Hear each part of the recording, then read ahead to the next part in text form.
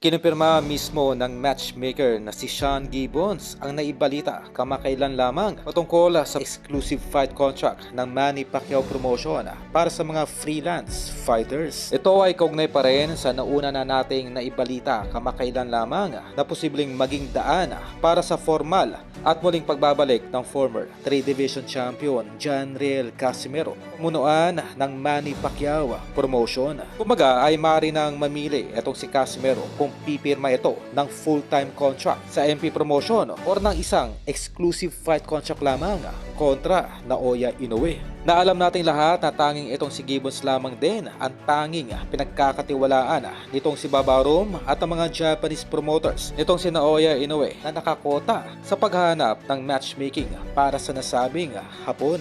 Kumbaga ay maaari nang magbalik loob itong si Casimero sa nasabing promotion na hindi na kinakailangan pang pirma ng full-time contract di gaya ng ibang mga fighters ng MP Promotion na mistulang nakatali na dahil nakapirma ng full-time contract. Kumbaga, ito ay pabor sa ating pambato dahil usap-usapan ang tanging dahilan lamang kung bakit nag-aalangan pa rin itong si Casimero sa pagpirma nito muli ng kontrata sa MP ay dahil sa conflict o sa hindi pagkakunawaan na nabuo noon kontra sa nasabing matchmaker.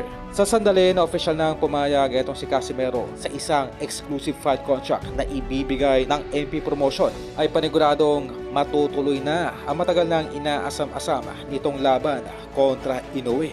Ito ay dahil walang ibang target ang nasabing matchmaker si Sean Gibbons na may kasarin ang Casimero kontra Inoue bago pa mawala sa prime itong si Alas.